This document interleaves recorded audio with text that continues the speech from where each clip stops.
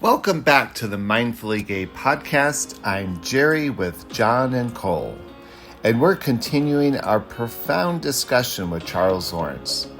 Today, we delve deeper into how mindfulness and spiritual awareness can transform our lives as queer men.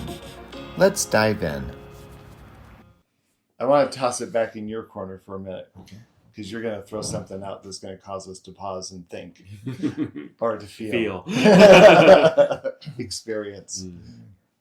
I know you've listened to some of the podcasts. You and I have certainly had conversations about this cauldron that we're creating, and you've asked me some very provocative questions that make me go back to the place of, what are we creating? What's the intention here? And so I'm curious, what would be your reflection on what you've heard? Or I mean, in all the podcasts, you mean? Just in terms of the podcast, even this conversation now. Part of it is there's something wanting to happen. It's happening. It's formulating like an algorithm. It's searching. It's scanning at some level. Good analogy. Pardon? Good analogy. Right. And there's also, I'm thinking a little bit of the Rumi's chickpea story. I don't know that. I don't know this story. Where the chickpea's being cooked in the big pot, the big cauldron. It doesn't like it. And it tries to jump out, and the cook throws it back in. And the chickpea says, "Why are you punishing me? You're hurting me." And the cook says, "I'm doing this for your own good." "Well, how could this be good?" And the cook says, "Well, it's softening you. It's taking the hard edges off of you. I'm going to add some spices to you, and you'll be nutritious for others." Oh, I love that. Oh, and my gosh. that's part of what happens in this, We're chickpeas. And again, I know you know of the visions I had in the past. We wouldn't be doing this ceremony this weekend if I hadn't responded that night. I had that vision in one of Joe Campbell's classes, then going home with Joe in the subway. Wow. Had that conversation. In native ways, they say everyone has a future. Some people have a destiny. And with me, when these things started happening, Joe said, "We either go to your destiny gracefully or you're going to get dragged." Because in some way, there's something that certain people can do that others just cannot do. And I think some of that's happening here. Whatever the alchemical vibration is here, and you're having to surrender to, at some level, to something that wants to show itself. And I'm sharing for my own self that there's this it's archetypal Joe talked about being the waypointers. And there are those who on the lecterns, the pulpits, the street corners, well, if you want to have this experience, go, that's the way to go. And the truth is, they rarely ever go there themselves. They talk about it, like preachers in church or people who are caught up in theories talk about it, but they rarely undergo the journey themselves. And then that Gandhi statement, be the example. So by burying yourselves, cooking yourselves, finding, some edges like you've mentioned, Jerry, to me, and we've all mentioned you, a softening is going on. Something is happening vibrationally to us. Yeah. And we're models for others. Yeah. That gave me chills. Yeah. I felt something there. Can you breathe? Can we see that? Breathe into that, will you? For me. Breathe into it. Well, I love the story. Don't give me the word. Just breathe into it first. Stay with it. Just stay with it. Your yoga man, breathe into it gently. Chew it up. Mull it over. Soft, gentle breathing. But there is maybe a pre-verbal voice in there that's responding. A place's response inside. We call that a glimmering also.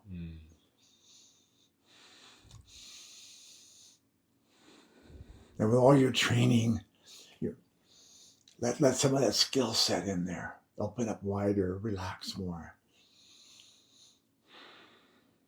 The story of the chickpea just resonated. Okay. That softening.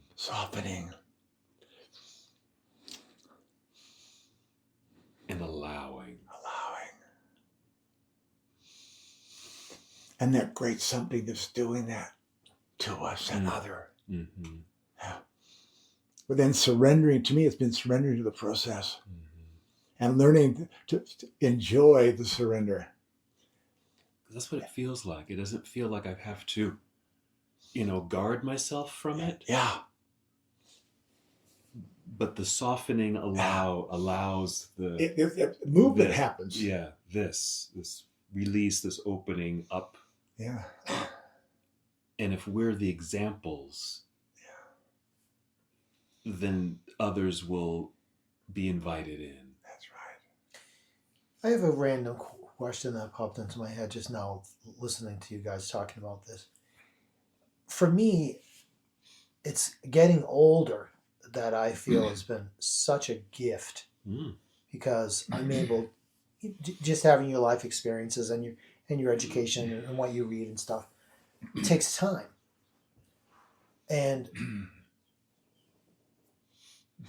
what my question is, do you think that only people that are older and have a level of maturity can experience this sort of spiritual awakening or enlightenment or contemplative way of thinking about these things? Do you think like a teenager or a kid can be taught, or is this something that really only comes with age and experience? Well, this is an edge for me right here. I'm going to say that because Jerry knows already from like Melodoma's culture. I know from indigenous cultures around the world. There are very little ones who are very wise. They came in that way. And they were allowed to be. They didn't have to go through. Some of the two-spirit people I've met in the native cultures, they were witnessed by their grandmothers. So they were taken away. I'll do this. They didn't have to go through any kind of rebellion because they were seen. And that little spark inside knew, I'm here. Belong to the village, belong to the tribe. And it did not go through what we had to go through. And I maybe got to watch that, but I'm putting my finger a lot on the whiteness, the white culture. Yeah.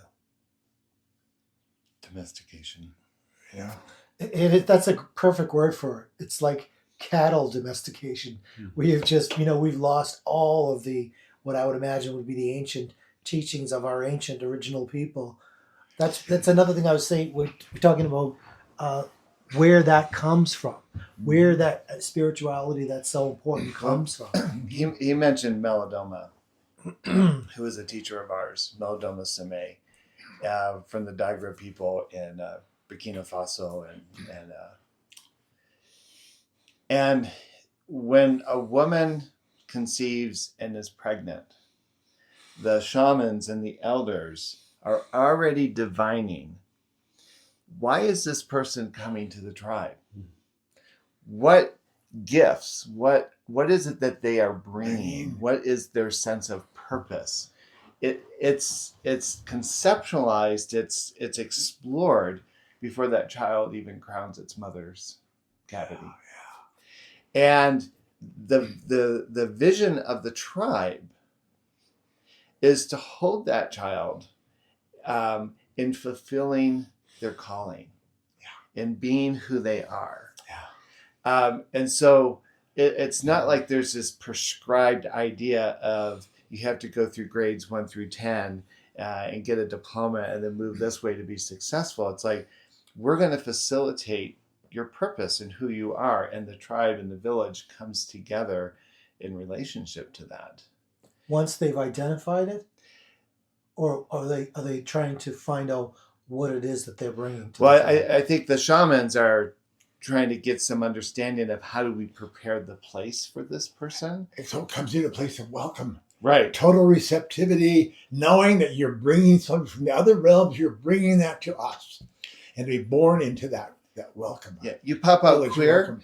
Wow, what's that going to bring to our community? Yeah. You pop out autistic. What are you going to bring to our community? How does our village support you in manifesting your destiny? Yeah, I have a recent experience. I become very connected with the Asatru, the ancient tradition of Iceland. Mhm. And one of the a documentary was made a few years ago about this one friend of mine who's the speaker for the elves on Iceland. The government listens to her about the elves. And so this documentary, she came here for all these openings in America. And because of people being unseen in our culture, I mean, Jerry, I learned today, I never saw before, he is so eidetic. We would call that being his lead system. I would say his kinesthetic system is much less developed or nuanced than his eidetic system. And some people are auditory. We have all these different skills, but when they're honored and brought out, then they're a contributor to the village and the well-being of everybody. Yeah. You know? And that's where, like you say, the autistic person. Now, I have another story from Iceland where in this big ceremony, this guy was supposedly autistic in his 20s, suddenly started talking to me. He had never talked in his entire life. And he spoke in English, not Icelandic.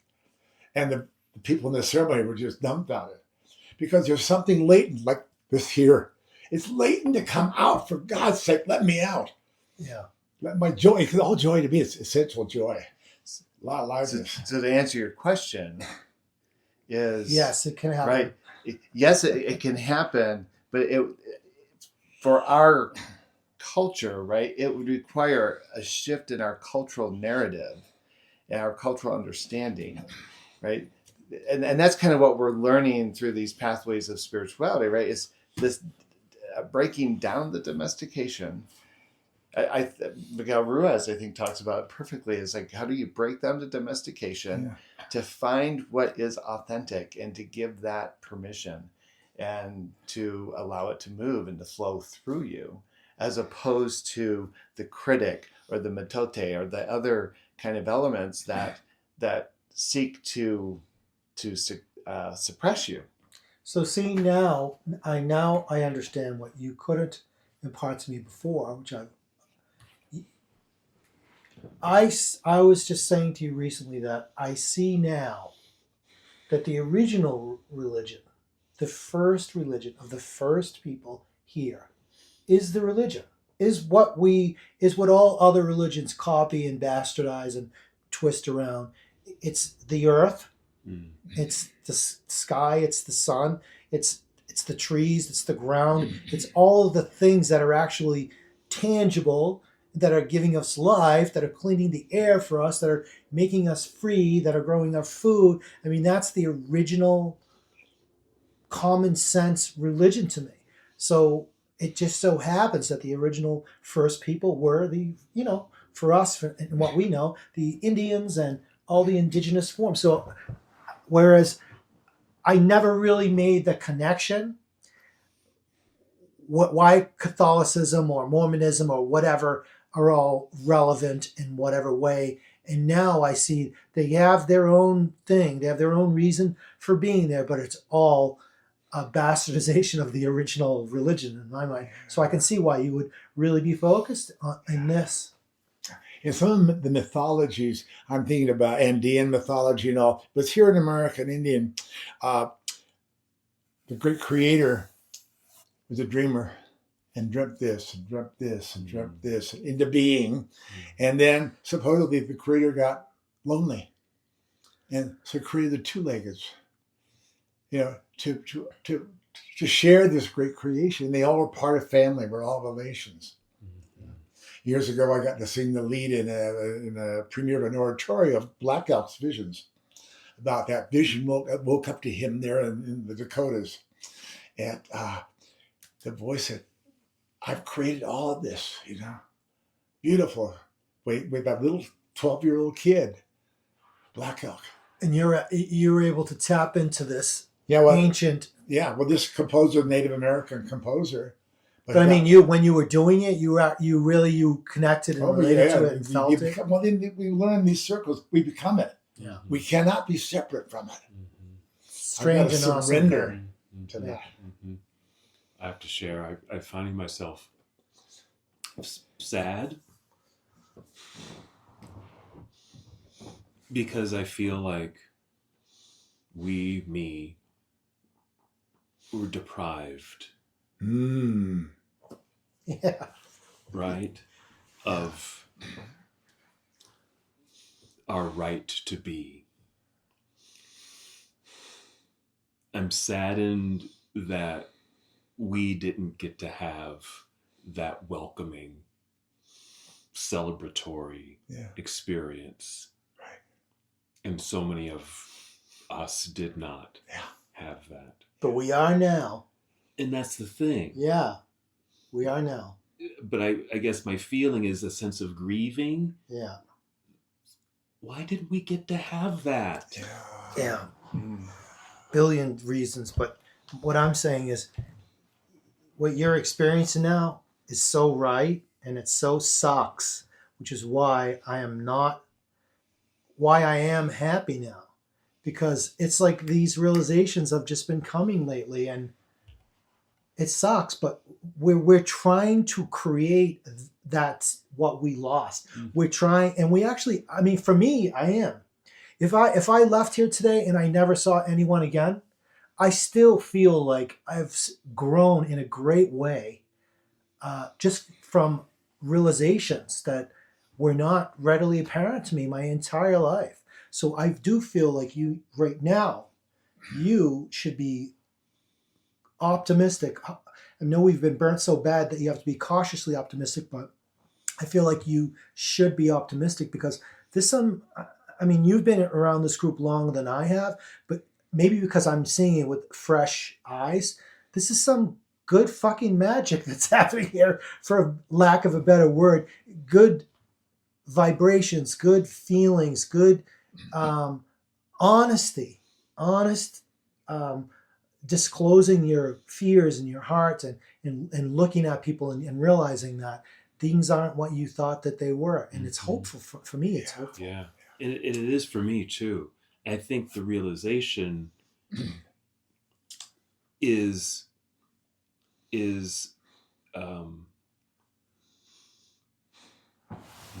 knowing now that I didn't have this and we didn't have this before, and so I'm just mourning that loss. And the hopeful part is that our listeners and the people who are coming to our retreats and our social gatherings can understand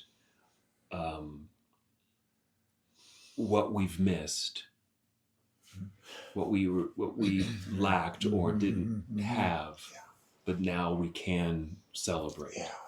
And yes to that. And go into that sadness right now.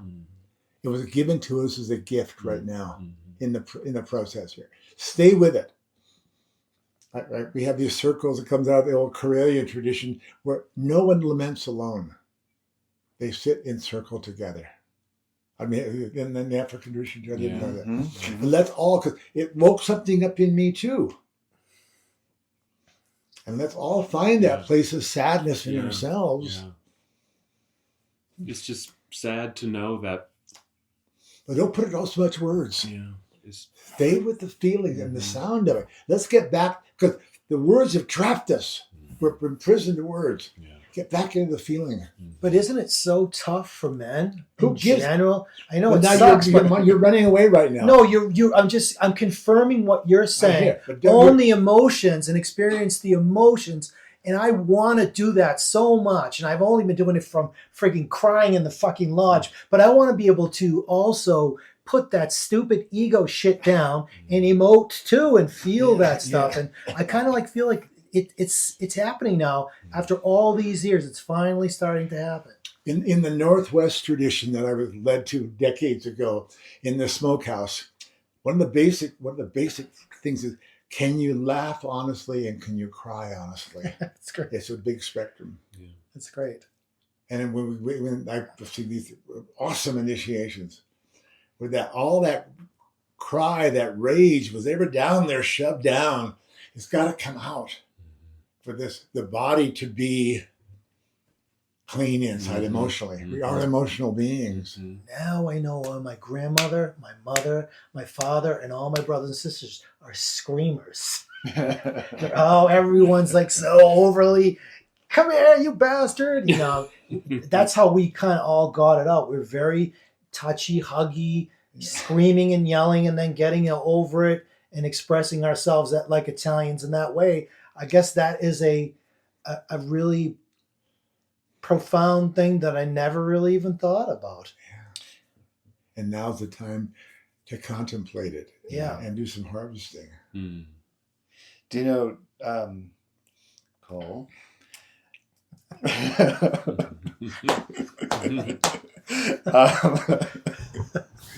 It's an inside joke. I want to. I've been doing this work almost 30 years. He's been one of my teachers that whole time, as well as others. Everyone that I've been in relationship to has talked about giving that emotional self permission. Mm-hmm. As a therapist, I know the value of doing that work. I think I have better access to it today than I did 20 years ago, 10 years ago. Yeah. But I do know that when it comes up, right, my first inclination is to shut it down. And I think I shared with you this Tyler Perry video, which I love because he's talking about grief. I don't know if I shared it with you, but he's talking about grief on the Oprah show, and they turn to an audience member, and the audience member says, my mother died like a year ago, and then she kind of sucks in like she's getting ready to cry, and she goes, "Oh, I'm sorry. And Tyler Perry says, No. Don't stop it. I found that I could keep myself busy. I could work hard, blah, blah, blah. Guess what? Grief will wait. Grief will wait. It will show up. And it's just best to let it happen when it happens. And that was the essence of it. It's so true. And I'm living proof that is true. Yeah. But it's not even just grief. Like, I'm thinking about just some conversations that we've had, right? Where I've kind of talked about stuff that I've sat on for many, many years. And that provokes some emotion. And I know my first inclination is to go back to the training my training as a kid was men don't cry. Mm-hmm. Mm-hmm. And there's a part of me that when that hesitation comes up, I just breathe into it. I just give myself a moment to compose myself.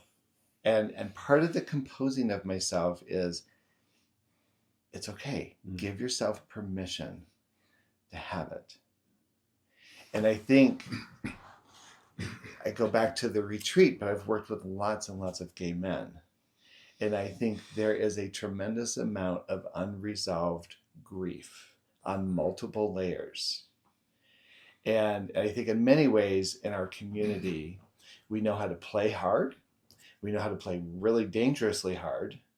We engage in things that seem like major distractions from the gifts and the magic that is just begging to be acknowledged.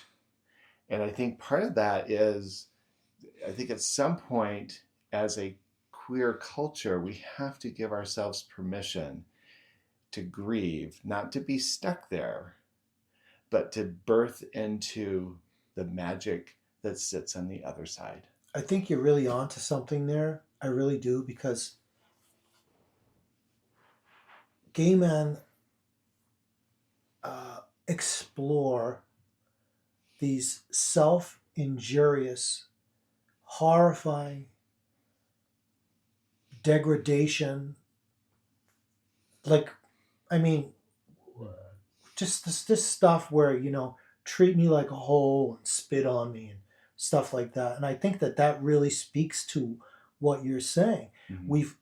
We've held so much guilt and grief and sadness and what the fuck that we engage in this self-injurious behavior, sort of like, when a kid is molested or whatever and they start cutting themselves. Oh. Like, it's kind of like that on a profound, huge level with who we are and how we are out there. Mm-hmm. I think that directly connects to that. Yeah. I'd like for you to remind me of this conversation later so we can go into it more, because I really think it's important. And I'm not, like I said, use this term before, I'm not yucking anyone's yums if they're into, being beat up during sex or whatever. I get that. I get one after a while, it becomes this thing that you're owning and it's good for you. But I think it's really important to know where it comes from and why it's there. So then you can decide, is this really right or smart for me? Am I really going to find what I want in life or in a partner by just engaging in these kind of things? Yeah. Again, we all have our things that we like Right. and stuff, but I really feel like now I'm understanding that it's more important to find out why and where this is manifesting from, and then make your own informed decisions. And to me, surprises lay there. Surprises lay waiting.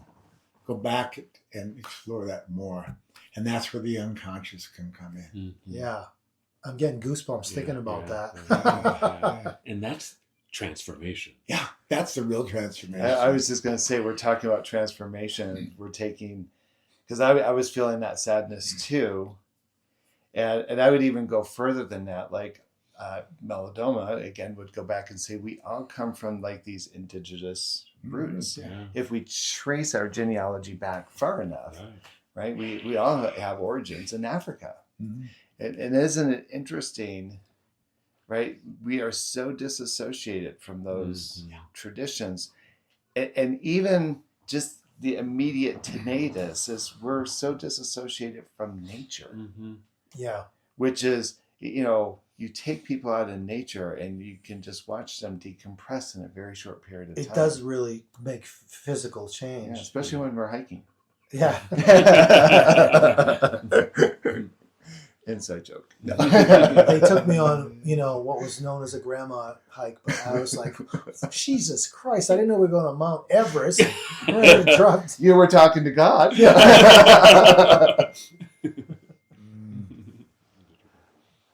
This is so layered, isn't it? Nuances coming out here. Yeah. Charles, I'm going to throw something at you. And so you're almost 90.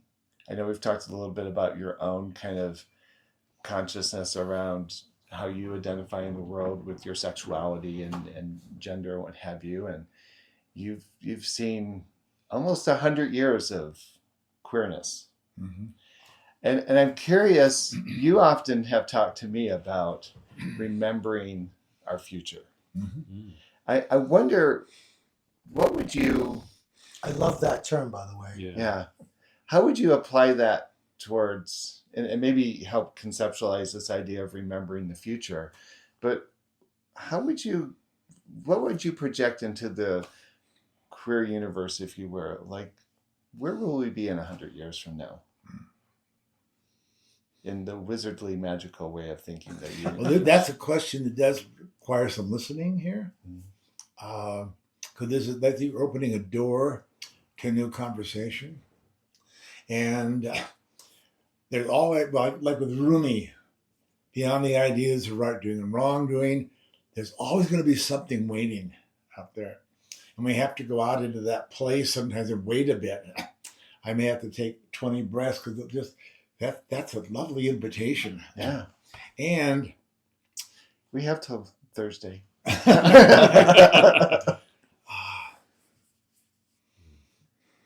Maybe we all should breathe into that for a minute and think, what's the future? Yeah, that's an interesting question you pose. I'm hopeful. And to me, then what spontaneously comes up is we all have personal ideals, preferences. And I have deliberately planned my death by croaking and practice it. And I'm not going to die by default, that the masses die by default, illness, this or that, and who gets off on it, the religions get off on it. No, I die, like the Tibetans taught me that. You plan your death, you practice it. So I have the last 10 breaths of my life, practice. My heart and I have this conversation. It knows at one given moment, mentally, I'll pull the plug and that'll be it. Because I feel complete, and there's no sorrow, there's no regret. By God, I got, no matter what it was, from way back there in the depression, abusive family, all the shit, the native world, all this. I got to hear, and I'm in a celebration of life, and that's enough. And you cast a glimmering out to 100 years from now. Whoa! Okay, 50. No, because you were shooting an arrow of intent. Yeah. That's activating imagination. Imagination may be dormant in many people, right? But it's got to begin one by one by one, and gain momentum. But how, again, for yourself, how do you want to die as a gay man? How do you want to croak? What kind of completion do you have? Do you want to go by an illness of some kind, get some gold stars in heaven, and because you suffered, or do you just want to go gently and lovingly? Oh, I want to go in my sleep. Okay. I love to be in my bed under my comforter, just snuggled in, and I love that feeling of falling asleep. And it's very similar to a feeling I've had working with the medicines. Yeah. Where I just feel myself shifting into a different dimension. Right on. And so I often think about this, that if someone said, you get to do this the way you want to do it, it's like, I want to be with my favorite comforter. I want to be naked, and I want to be curled in, and I just want to feel myself shift into that next dimension. So keep practicing it, and you're opening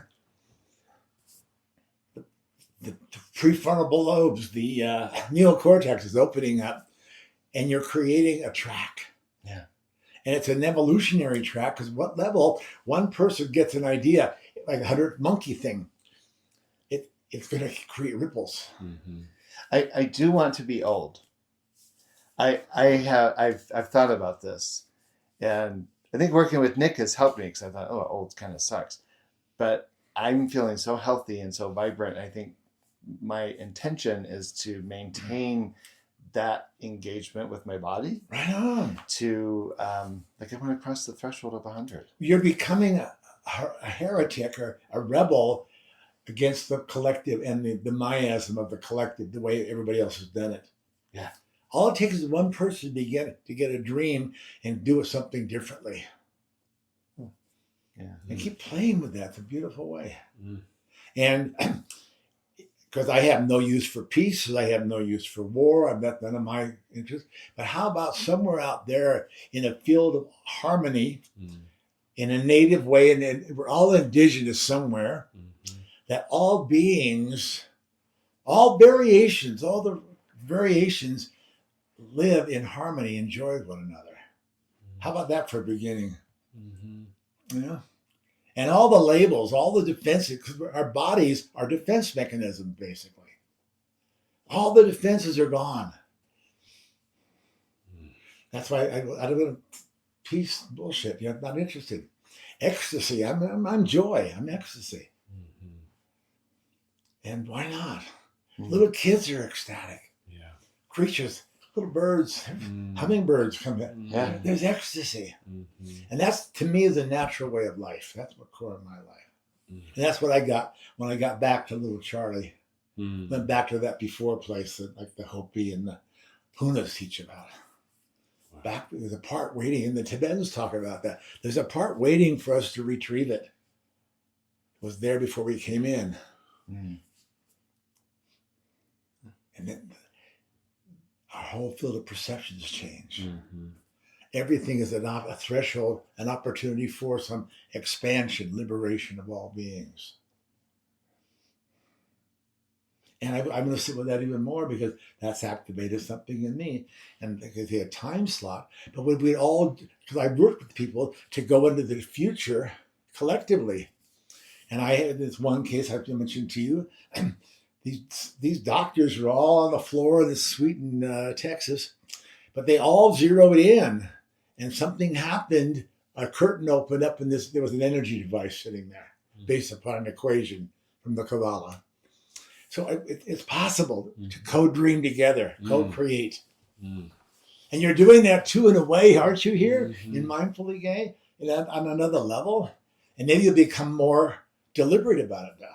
How would you coach us? We've talked about this. I'm curious. Yeah, we're here. Nick's going to listen to this. How would you coach us in co-collaborating that future? You brought it up. Well, it's in the field now. We open the door, it's in the field. Let's respond to it. And again, that would take some real listening to. We'd have to sit in a circle long enough to break down causations, any hesitation, and we're to say to flow. Our hearts are flowing, and we're creating a vortex. It kind of happened when we did our pipe. I was thinking the exact same thing. We did a pipe here, right here. Before. It felt like things were stuck, and so Nick, myself, and John, we did a little pipe ceremony here, and we just kind of let our ideas and the people that we were concerned about, people that we thought would benefit, we just started calling them in, and I as you were speaking, I was thinking, what a great template for a retreat to get a dozen guys to let's co-collaborate our future. And take them to the pre-verbal place. Don't let it go into their heads. Yeah. Tap in your pre-verbal, your primitive roots there. And there's a heartbeat. Somewhere there's a heartbeat in it all. And infuse that, breathe that prana in.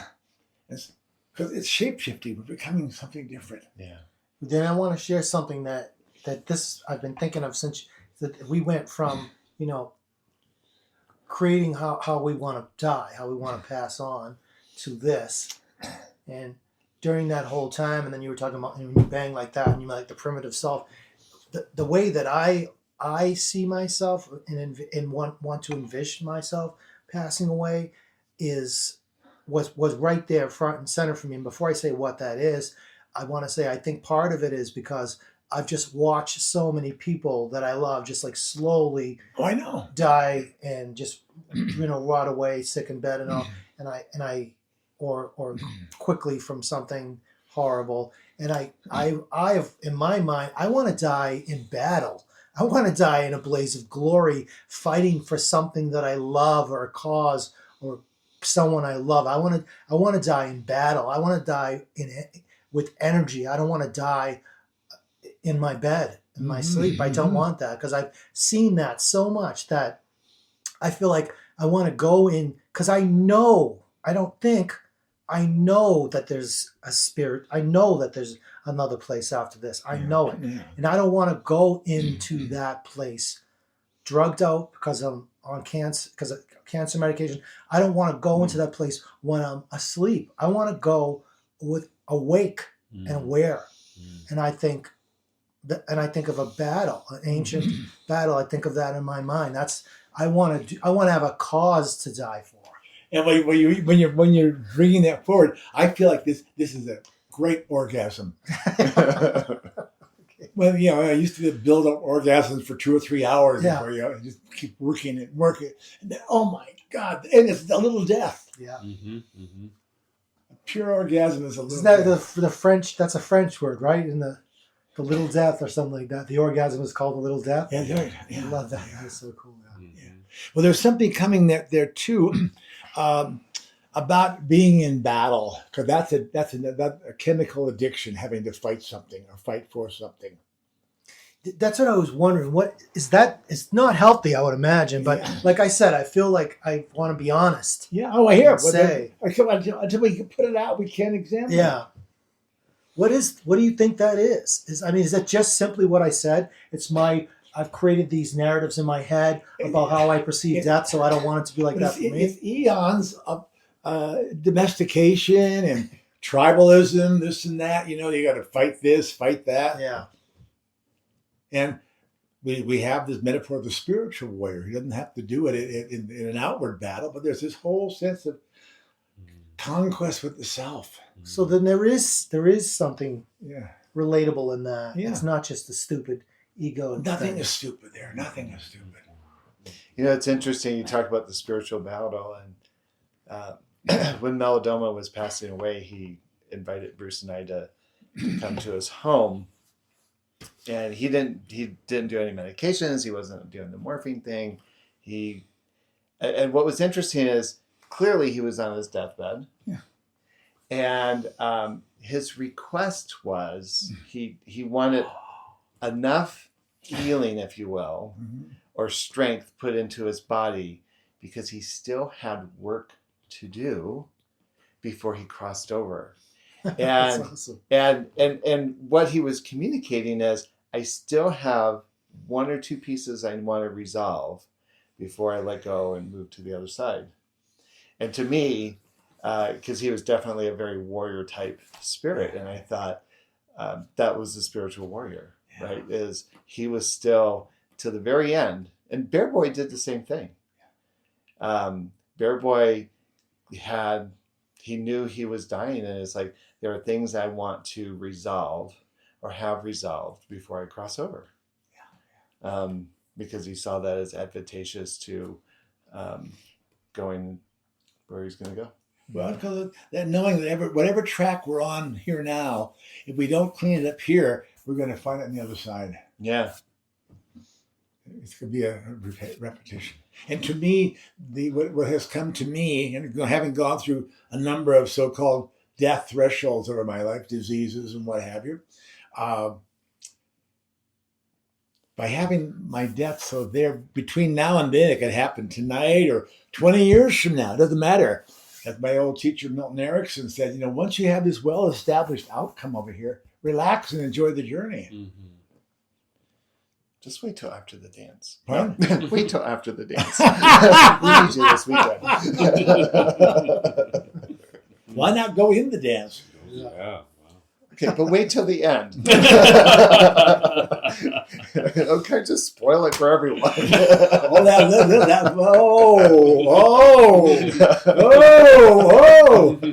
I would say, okay, I'd love to hear what that means for you. To really bring that out, that it would spoil everyone. That's something in your mind. I'm not wanting to shame them. There's something there that I do invite to come forward. That if you died during the dance? Yeah. The collective grief and What are they celebrating for me? I think after a couple of days, maybe they would. But I think right Charles, there and then, I think it would be devastating. I think if something like that were to happen, Uh-huh. I think myself, Bruce, I think there are people in that circle who would know exactly what happened and would see it as magical. Yeah. I don't have confidence that everyone I agree with shares that. Yeah. space. But all you need to do is control the energy, and they'll be all laughing. Manipulate the energy. But in the fact that you're sharing this energy and you're talking to him, you're telling him, also manifests that reality that God forbid, or the spirits not right now and then, but if it does, at least you are prepared to help him in that way in that time too. Yeah, take some notes. Charles said manipulate the group. All right, everyone. Now, what are we feeling right now? Because I love this threshold. What are we each feeling right here? This feels like the coaching. This is the coaching. How we can approach mindfully gay. What's the feeling, though? The feeling is free, just feeling liberated, feeling that release. I don't have to hold on to the expectation and what's it going to be like and how are other people going to react. Yeah. Just fall into it. I want to do this with my body. Yeah. And it's all going to be okay, whatever happens. It's pure ecstasy. Mm-hmm. It can be. Dionysian. Mm-hmm. Yes. I'm feeling appreciative. I really am feeling appreciative that it's nice to find people that I can talk to and break these things into pieces with that are not the usual family circle. I think so. I'm feeling appreciative. And what are you feeling right now? Well, I was feeling a little silliness and playfulness. And collectively, this whole experience has been, the first word that comes to mind is joyous. Like, I'm just like, I feel as if there is a good idea for a future retreat concept. Like he said, coaching, I thought, well, yeah, I'm walking away with about 10 items about how to be more productive. It's interesting. and this is my stuff. I remember when we did that pipe, I was so hesitant about saying, can we do this? And partly because I know he's not here to protect himself, but I know that Nick didn't necessarily have the connection to what I was suggesting. And so there was a piece of me that was hesitant to do that. I know that you have some of that connection, but maybe not in the... And what was so refreshing about that moment is all three... At one point, I handed Nick the pipe, and he wouldn't let go of it. He just like... Usually I hand a pipe to someone to take 1 or 2 breaths and give it back. I'm like, Nick, can I have it back? Did you put pot in it? No.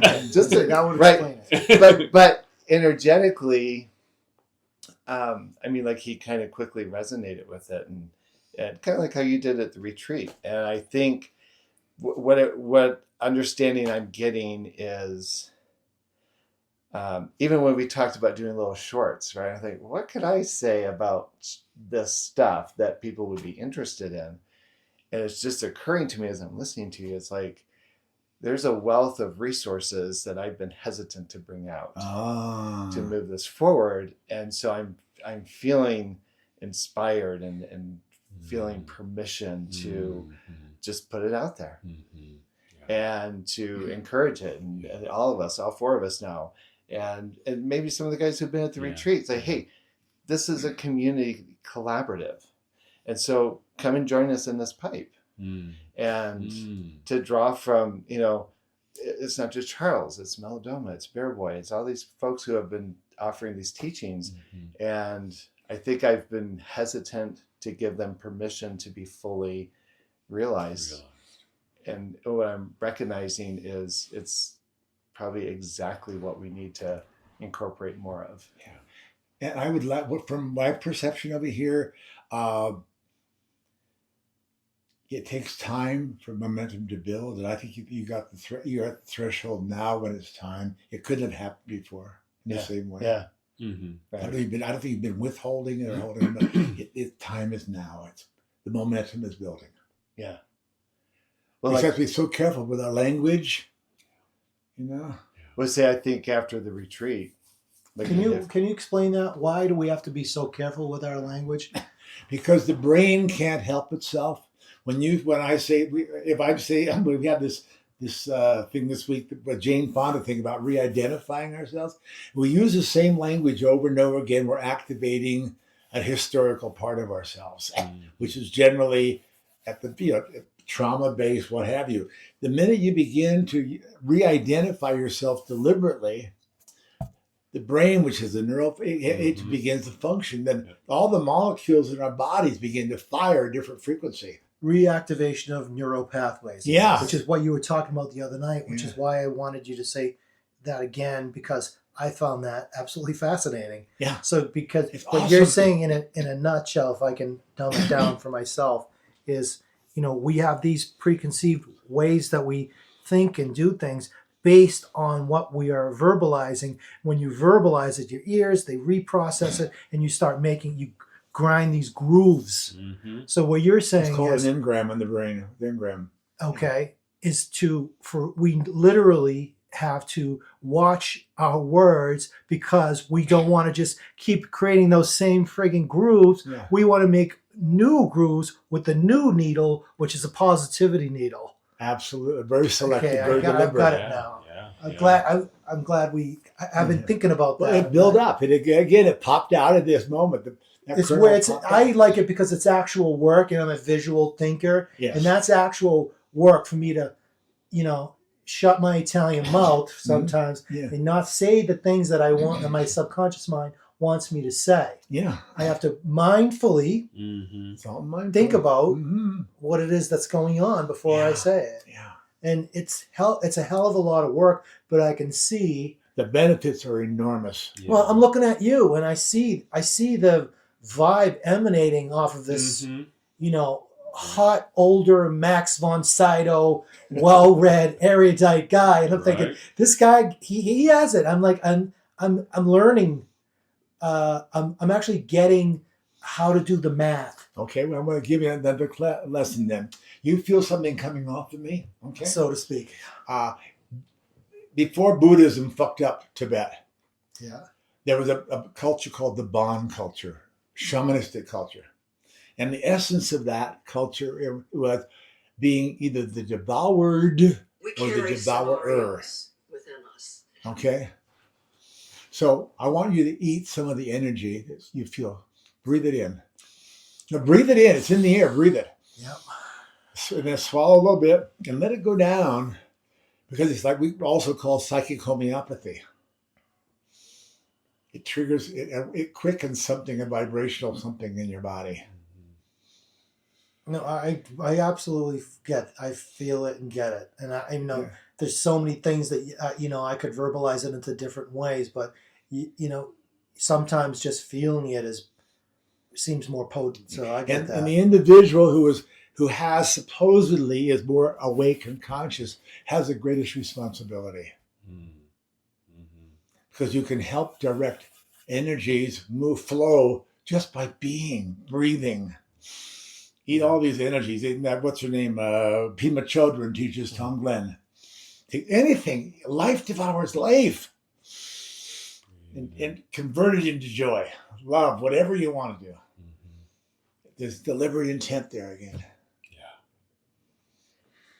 Which is why there are great men, and then there are evil men that they get it and they go one or the other way.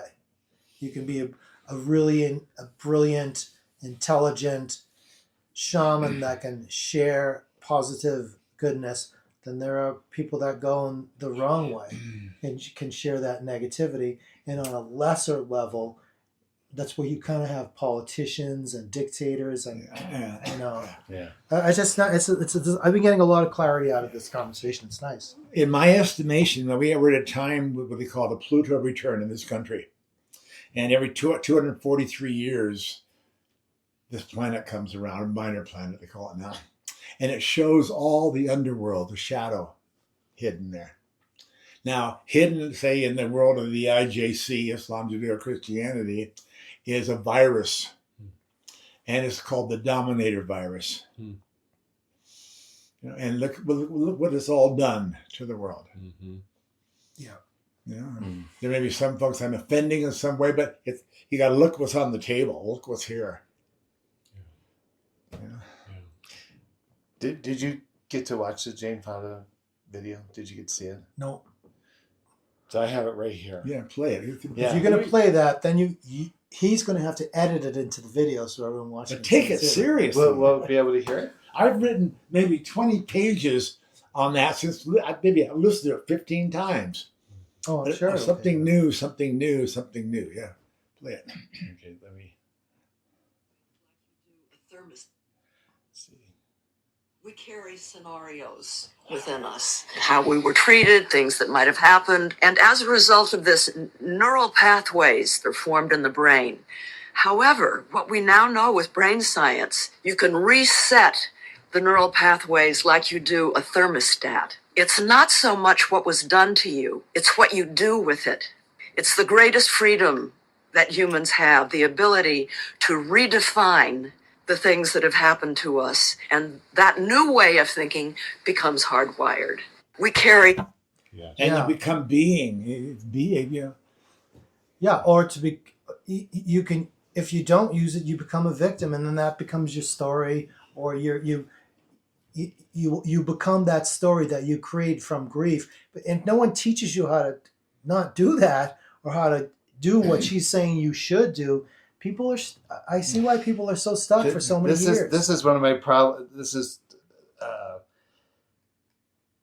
the world of psychotherapy has changed so dramatically. Mm-hmm. It's become very template driven, right? Very what? Very template driven. Oh, really? Okay. So the ABCs of how to do something, and it's always very cognitive based kind of approaches, and so consequently, there used to be a role that psychotherapy played in getting people in touch with these kinds of things, getting in touch with feeling and emotion. And somewhere along the the gamut of managed healthcare and brief therapeutic models. It's like, we just want you in and out of therapy quick and fast, take care of the symptoms. We don't ever get to the root. And that's what I find about shamanism in particular, right? Shamanism looks at body, mind, spirit, and it's looking at root causes. It's looking at how do we get to the core of finding those balances. And I think psychotherapy, quite frankly, a lot of our new therapists are just coming out with certificates because they took a 2-week class. Yeah. Oh, right. Even in shamanism. And in our shamanism, right, people aren't willing to commit to the mentorship. They want to take the workshop. And if you think about how we played out that retreat, it was very carefully played out to kind of bring people into the root of something, and then to bring them into that ritualistic space to let the ancestors and the spirits do the work they needed to do. And people came out with layers of consciousness that weren't there before. Glimmerings woke up. Yeah. Okay. Okay, so it's past his bedtime. No. I'm feeling complete. Yeah, so I do want to check in because I'm watching everyone and just maybe in a word or two, like, where are you sitting with this? This is Wizardry 201. It's 101 for me. You're in the accelerated program. So, John, where are you at? A sense of opening.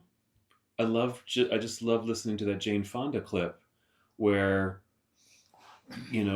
those grooves, those neural pathways that have just been so ingrained. Yeah. And even in this short time together, I can feel the new neural pathways forming, new ideas, new ways of looking at things. Yeah. How I and how we can approach the future, the now of Mindfully Gay. So there's a sense of excitement, joy, and inspiration, motivation. Those higher vibrations within me right now, and it's I'm ready to act. It's like, let's go.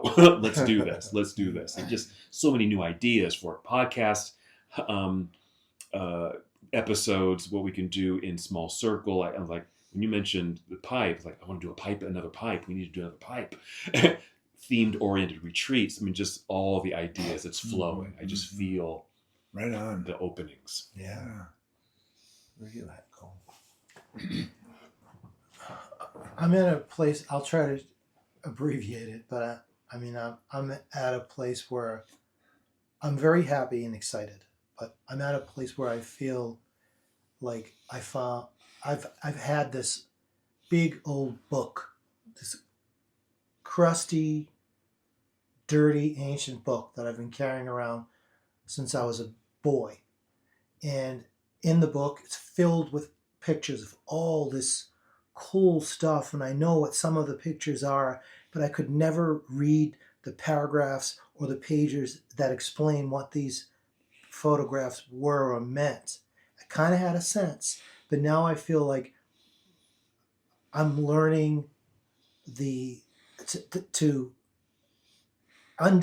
decipher these ancient Aramaic squiggles that I wasn't getting, and I'm learning the alphabet, and I'm actually getting, oh my God, that's what that means. That picture goes to, this makes perfect sense. And it's so exciting to me that I find myself thinking, I want to get to the point where I have it down rote, because I feel like I can impart and sell anything, and I want to read this whole book and memorize it, and then I want to somehow use it to help other people through struggles. And the struggle that keeps coming into my mind was the thing that's been in my life. My dad was an alcoholic, my grandfather. I have friends that have died of addiction, family struggle. I know all these wonderful, wonderful people, and I see the plague of addiction, and I'm thinking to myself, I wish I'm hoping that this book of fucking magic in my mind, Mm-hmm. it will help me find something in there where I can.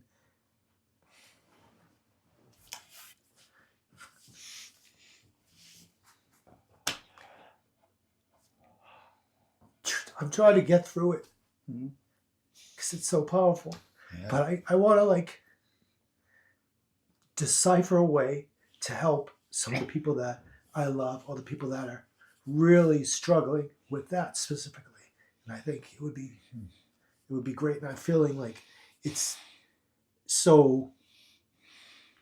a good feeling that it's making me very emotional. Yeah.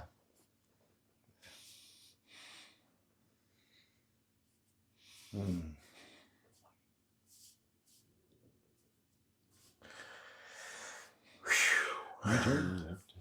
No, my turn. You keep trying to skip me. Well, you're the moderator.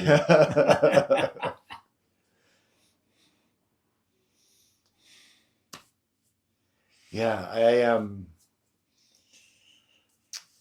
I've said this before, and I'm even more convinced that what we're doing with this group is shifting a cultural narrative that takes us closer to moving from the place of martyr and victim to the place of magician and magic maker and so in me, that's just like I feel this eagerness, like you know, like a jaguar just ready to devour, you know, the next thing. And so I'm enjoying that, like that energy is just moving through me, and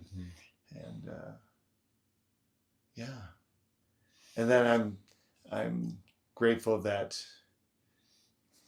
you were able to be here as part of this, equation.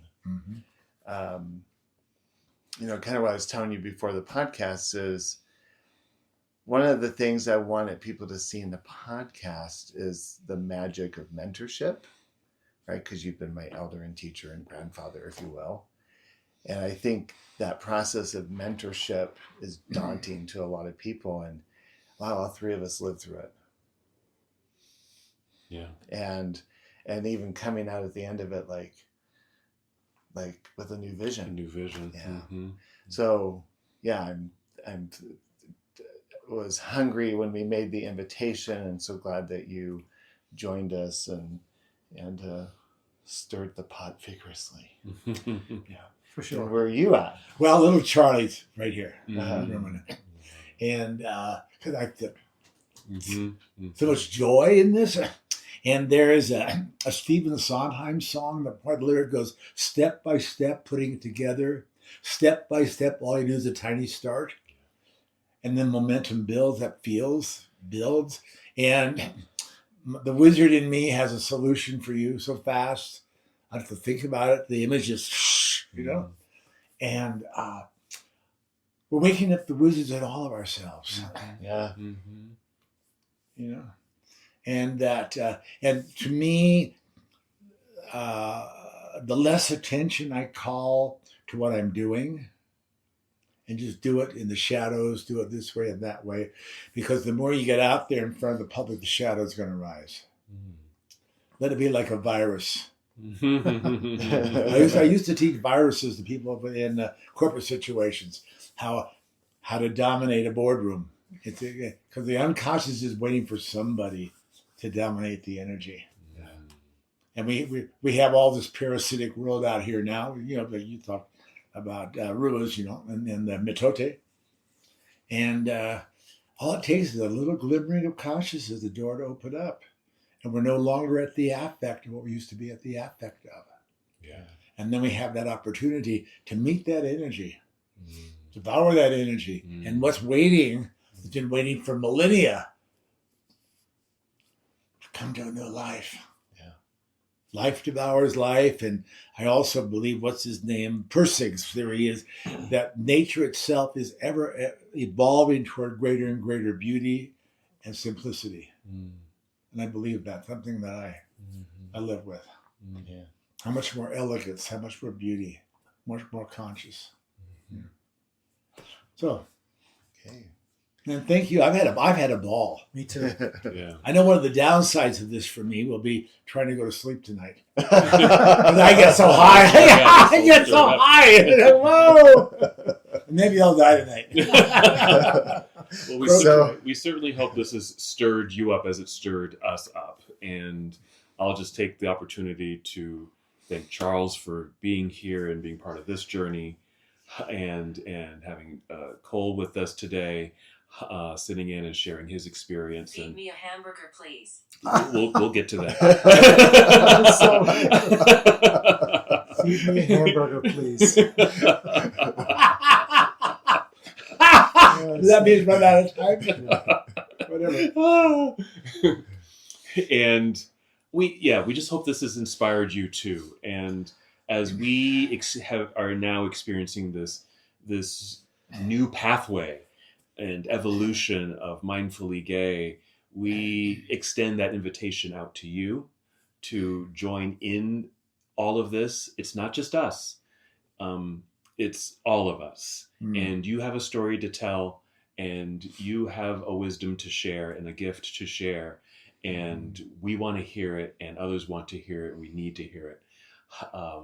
So tell people about this. Just as Charles was saying, be that virus and start to infect Be others. that algorithm. Be instead. that algorithm. I like that. That's much better. Be that algorithm. Just a little shift, a little change in your language, in your being, in your authenticity, and it's a ripple effect, right? It will spread. We can do that with you. You're not alone in this. So join us in the conversation. Keep joining us in our social gatherings. Join us in our retreats. We just want to say thank you.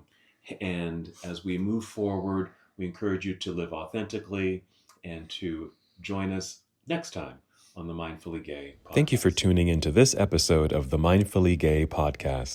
That wraps up another enriching episode of the Mindfully Gay podcast. A big thank you to Charles Lawrence for sharing his wisdom, and to all of you for listening.